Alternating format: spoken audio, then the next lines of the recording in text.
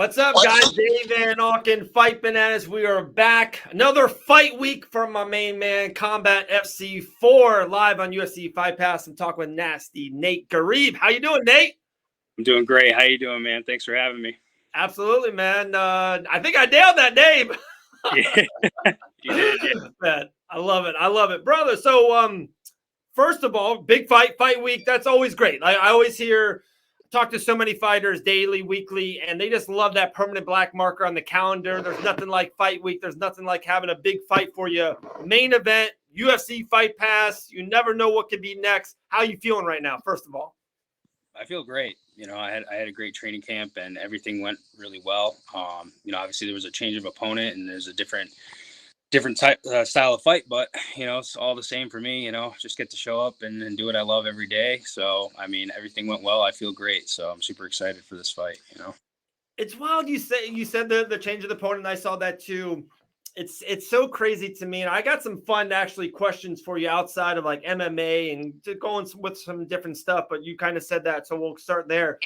It's the only sport in the world that they already have the NFL schedule set. Like that, their teams are set. And if Patrick Mahomes is hurt, the Chiefs still play that Sunday against the team. It's already set and everything. And MMA is the only one that doesn't. People come in, people come out. Main events get changed on the biggest landscapes. It's pretty wild to think about it that way, that, the opponent that pulled out, and sometimes it could be yourself. We understand injuries do happen in training camp. There's nothing, training camp is hell. But like nothing negative, like not an L or something of that nature. Do you think that can ever change the game if you're locked in on fighting an opponent and that fight doesn't happen, maybe like literally like an L can get to your record? Do you think that can ever happen in the game?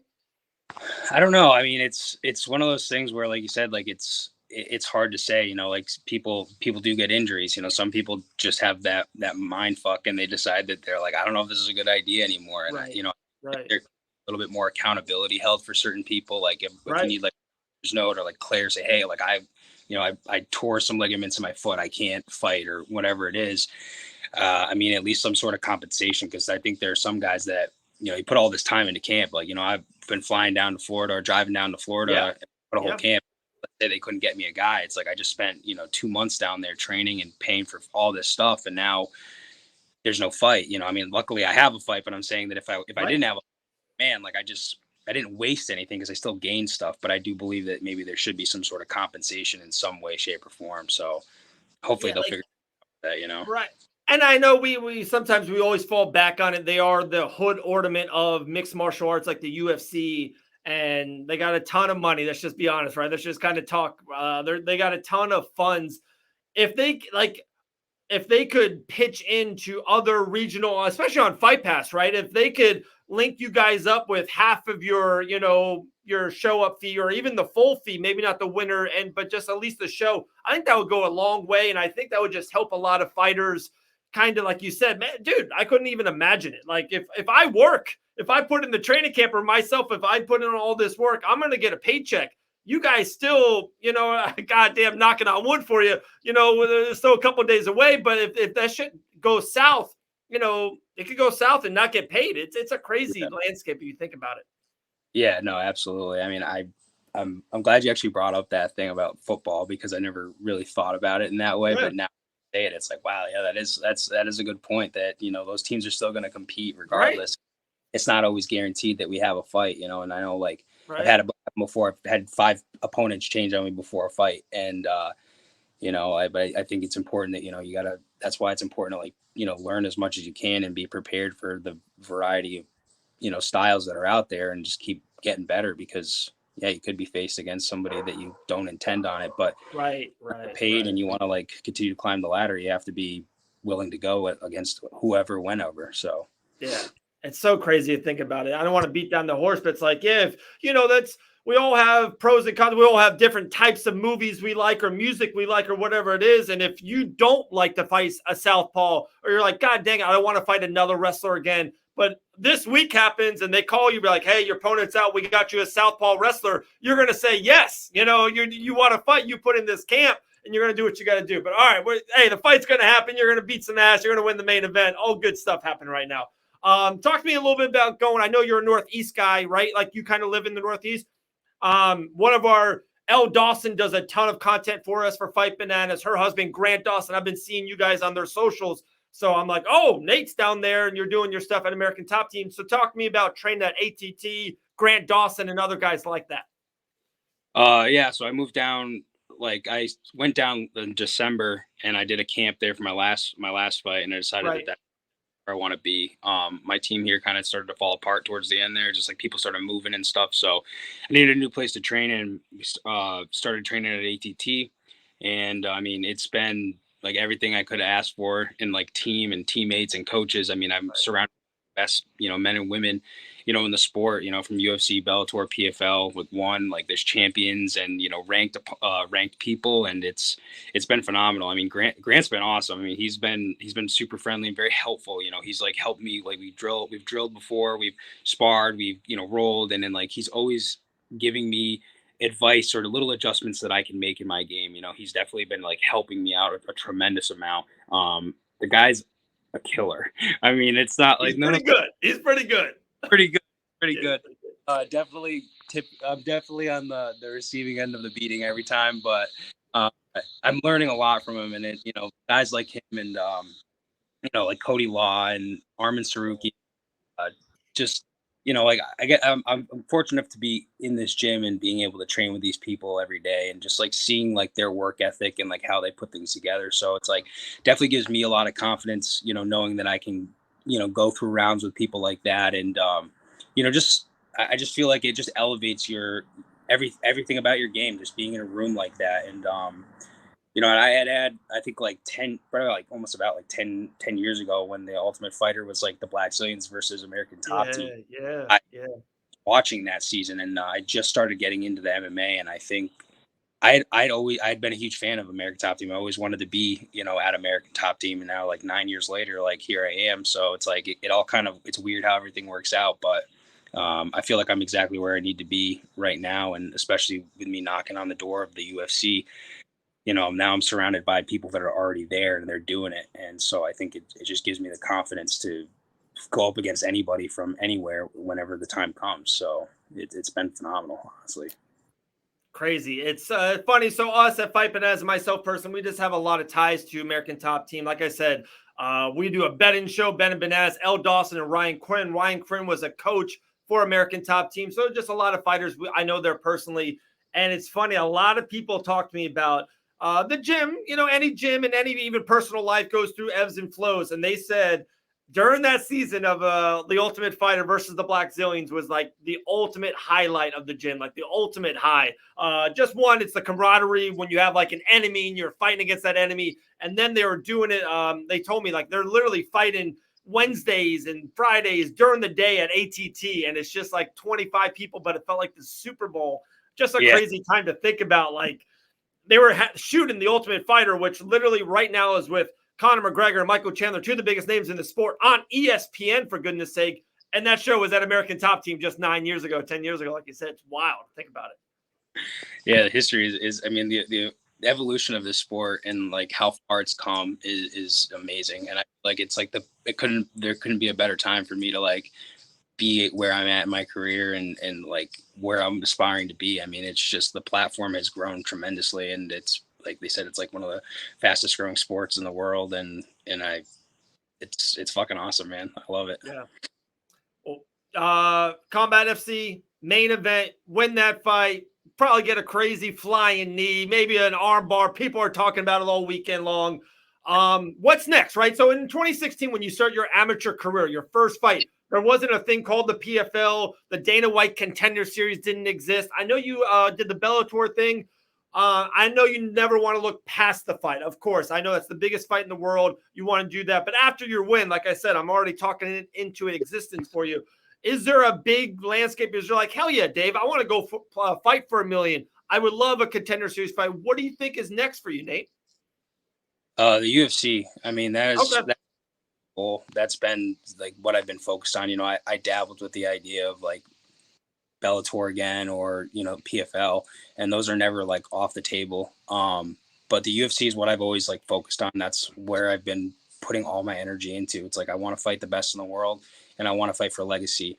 I think there'll be a time to fight for money, and I think I could even build my way up to the point where I'm making good money. But the UFC is where I put all my focus into, and obviously I didn't know that all these other promotions would like get to that point where they're starting to pay out all these guys this money. Yeah, yeah, yeah. I think there's that like decision where you have to think like, what do I want in my career, and like what do I who do I want to be while I'm doing this. And I think fighting for the UFC is like the right path for me to take right now. I'm gonna be 30 in like a month or two, so it's like I just feel like right now is the perfect time. Like I'm in my prime, I feel great. I'm training at a great facility, and I'm ready to take on whoever, whenever. I just like to fight. So right now the money, like obviously money helps. Like I'd love to make really good money, but I also want to prove to myself and to everybody else that I definitely can be one of the best. So that's my goal, and that's kind of like where I'm headed, and that's where I believe that I belong. So Oh yeah, awesome. All right, two little fun things. I got, like I said, we got a fun little thing called Going Bananas. We'll do that in a couple minutes. But two just broad, really diverse things. I would just love your 2 cents, your take on. A couple weeks ago, Kai Kara France and Amir Abaza had a very controversial 5-round fight. Seems like most of the world thought Kai Kara France won at least 3 or even 4 rounds of that fight, but Amir got to win the decision. I've been throwing this out there for multiple years, and some people love it, some people hate it, and pros and cons. And I love just picking brains about it. I think every sport has a goddamn scoreboard. In soccer, you know the score. Football, you know the score at halftime. It's whatever versus whatever. The NBA finals are going on. Everyone knows the score. Imagine if Kai Kara France knew in the 4th round that he couldn't win if he won the 5th. Like he needed a finish to win that fight. Maybe stuff is different. Maybe he's trying a little bit harder. Whatever the case may be is. What's your take on if I say we need an MMA scoreboard? I would agree with that. I mean, Okay. I think it's too open ended, and it's too like opinionated. Like you leave it up to the hands of 3 judges that might not even know what they're looking for, or everyone's looking for different things. It's like, well, it's hard for us as fighters to know, like, well, if I can't finish this guy, for example, or, like, am I losing? Am I not losing? Like, where, Right. like, have a general idea, because it's like, then it kind of shows a little bit more urgency on like what I need to do, because, at the end of the day, for us to fighting, like we leave it up to the hands of some people to basically make a decision whether or not we get our pay, our show pay, and our win bonus, and or like our ranking, or like who's going to be next in line for a title. I think it's important that we know what we're like where we stand, especially in something as high stakes as fighting, because it's not just like like the win is one thing, but also like what you're risking for your like own health and your own like personal Right. sanity. So I think that's a great idea, having some sort of a scoreboard. And I think it's also important that we also kind of figure out what are they actually looking for? Like, what do Right. the judges actually look for? They say damage, some say control. Like, it used to be control, now it's damage. There's all these different philosophies on what it is, and it's like I feel like we should just have one clear thing on like what it is, and like a better scoring system than maybe the 10 point must system. Like, I, Right. it's crazy. That's what it's so wild about. Like, and to me, that's why I think the scoreboard is so pivotal, because after round 1, if you're more of a grappler base, if you're more of a striker, and you think you won the round because your jab was looking cleaner and your more significant strikes, but if you lost that round, you're like, whoa, okay, I got to change something up. They're not loving the jab, right? They're not loving it. Is like there's so many things about it. Like, I think I don't miss any fight night, right? PFL, but UFC Fight Pass. I talk about it. I cover it. We don't miss anything. And I talk with multiple fighters on a nightly basis, daily basis, other media members, and we'll talk about a fight, and like they totally disagree with I saw, or they totally disagree with the winner. I'm like, that guy dominated. Like he maybe, at the end of the day, I almost dislike when people discount grappling. And if you're holding another man down and you're doing damage while you're down there, but if you're holding that person down and they can't get up, you're controlling that person. Like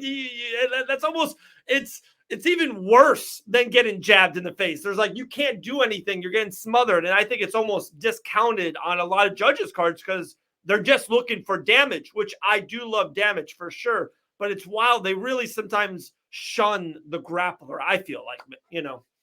Yeah, no, I mean, I think the sport, it is a sport, but I think at the end of the day, like a lot of people see it, especially maybe the promoters, is like it's entertainment. If the Right, sell right, right.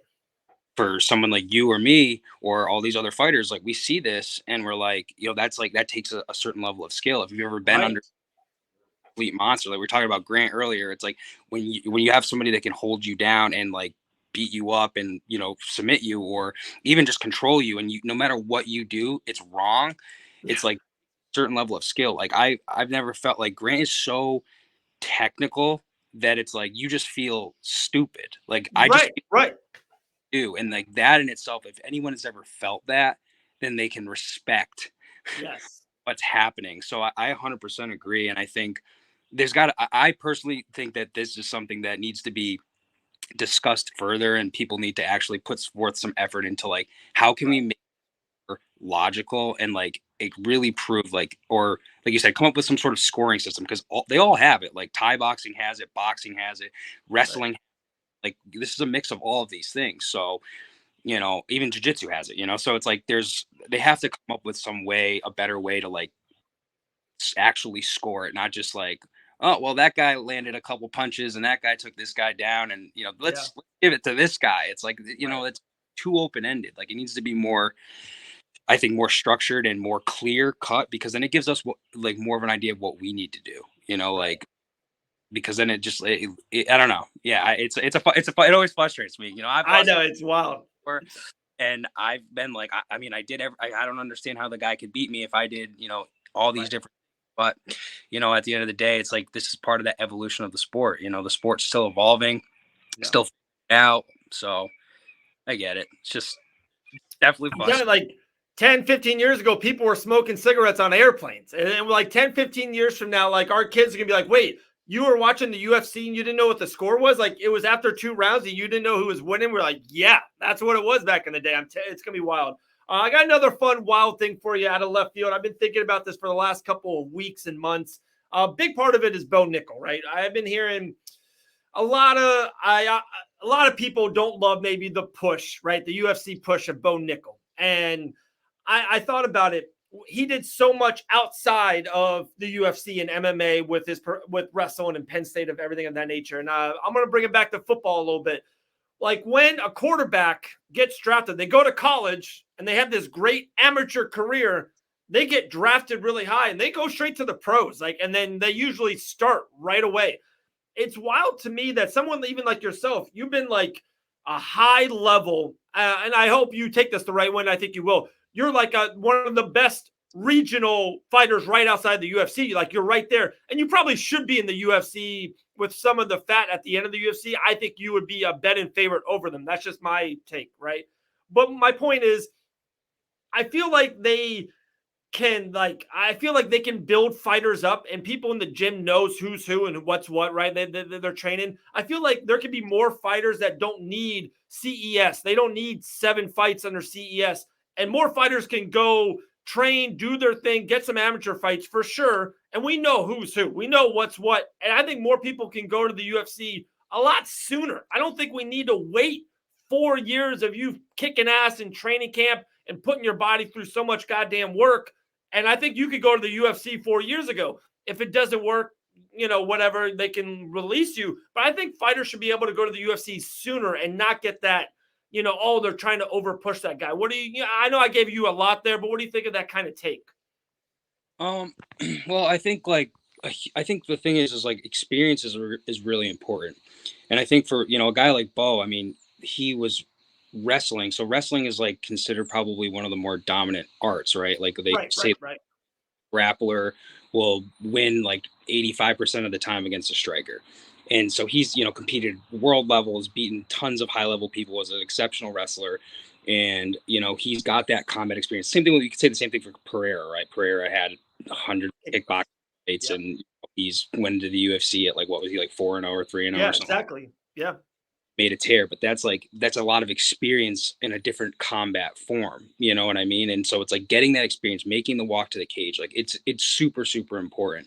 And I think like, yeah, I mean, I feel like I could have been in the UFC a couple fights ago. I feel like I could be in the UFC now, Yeah. but the experience, like you can't trade that experience, because like even being able to see, because like once you get there, right? Like let's say you are 4-0, but you didn't have that same extensive background, and now you're fighting the best guys in the world who have like 20, 30 fights. It's like Right. it's They've made that walk so many times. They've been in that octagon. They've been under the lights. Like for them, it's like, of course, there's still pressure, there's still nerves, but like being able to cope with those feelings, those emotions, all the media, all the stuff that comes with it. I mean, that takes a lot of time. Like some people are just naturally built for it, maybe. Like they just are more, socially prepared for that stuff. But some people aren't. And I think it takes some time to be able to like face certain adversities. I think there are a lot of people on the regional scene, like in my area in like New England, who go through it and they don't get that same experience where they're fighting guys that maybe they shouldn't be fighting. Maybe we know they're better. Like the chance of them losing is very small. And so then when they fight a guy in the UFC, they are not prepared to deal with that because they haven't faced the same adversity. Right, right, So right. I would I would trade, the last couple fights I had because like even the loss, like win or lose, whatever. Like I got 25 minutes of experience. Not a lot of people Right. get, and Right. I've had to deal with, the cut on my eye. I can't see, there's blood in your eye. I've had to deal with like my toe bone sticking out of my foot. And it's like you face these adversities early on. And like again, yeah, it is damage and it sucks, but it's part of the game. But knowing that you can go through that, knowing like we're Right. up, I'm confident I can adjust. Like, okay, they might stop the fight. There's blood in my eye.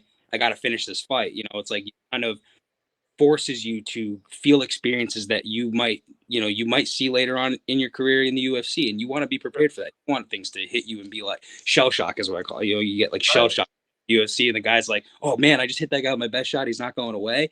You got to be able to be like, all right, whatever, just keep going. Like some guys hit and they're like, oh fuck, like that guy's gonna keep coming at me. Like, what do I like?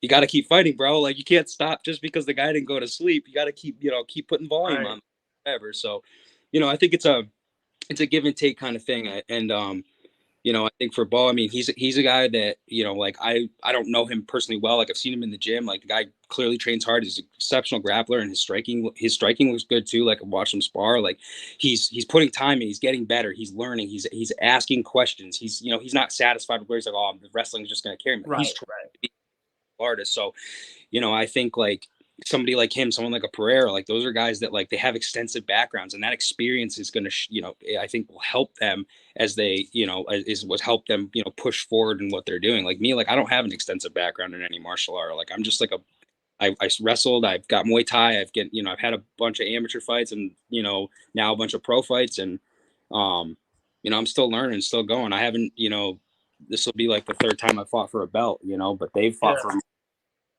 championships and they've been in the crowd and they felt that exhilaration of that high level competition. And I think that it's important to get that, like you have to experience it somewhere. And sometimes some people rise to the occasion, some don't. But I think also it's that exposure. You get the exposure to it. It's like, just another day, done it before, here it is. Nate, So I'll take it. I'll take the L on that. That was a bad take. I'll take the L on it. You showed me the way. I like that. I like that. So no straight to the UFC. I get it. I get it. That's on me. That's on me. That's a bad take. I'm swinging out here. You know what I mean? I'm swinging. No, because like you got to look at other guys. Like, look, Max Holloway was 4-0 when he got into the UFC. Didn't win his 2 fights or didn't win his first fight or something like that. But then the guy ends up being one of the greatest of all time. But there are plenty of guys that have gotten there 4-0 and then they wash out. And so again, like I think that there are some people who I don't want to say there are some people who are naturally built for it, because I truly believe you can learn and you can grow and get better and you can like learn from that person. But I feel that for me specifically, what worked for me was experience is super, super important. And I think like facing adversity earlier on is something that's going to be super key if you want to be successful. And like, whether that's another sport or fighting, like you need to see it somewhere else. I just think it'd be harder if you didn't have that experience. And, like I said, there are a few people out there that just have that thing about them. They show up and they're like, let's fucking go, let's do it. And they can do it. But it's a very few and far between. So experience is definitely important, for sure. Got it. All right, guys. You live on UFC Fight Pass June 16th. Last thing for you, we call it Going Bananas. 5 fun questions. First thing that pops in your head, all right? Okay. All right. If you were the promoter, you have unlimited money, you can make any fight you want in combat sports. What fight do you make? I would Adesanya versus John Jones. Okay. I like Absolutely. that. Yes, that's a good one. Who would play you in a movie about you?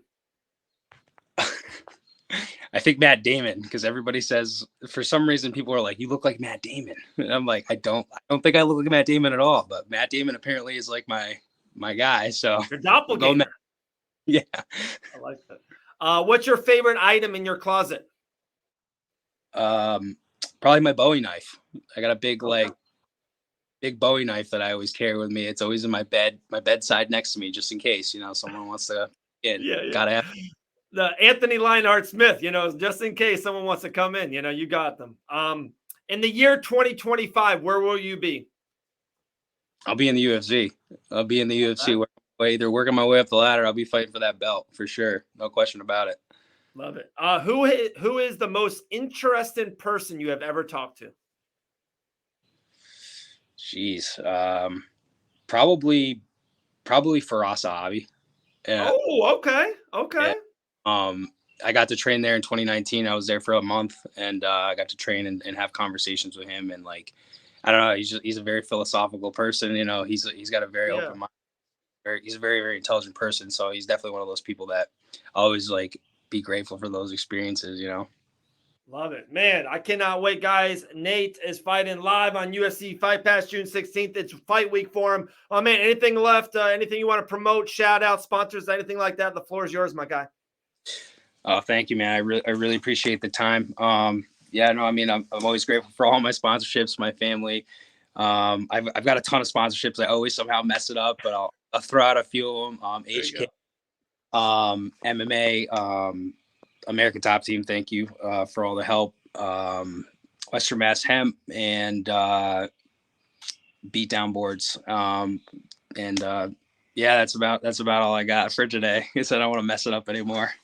All good, brother, man. Cannot wait to watch your fight. This could be the last time they see you outside the UFC. Big time main event, Combat FC4 live on UFC Fight Pass. Nate, appreciate your time, brother. Let's talk soon, all right? Yeah, sounds great, man. Thank you so much.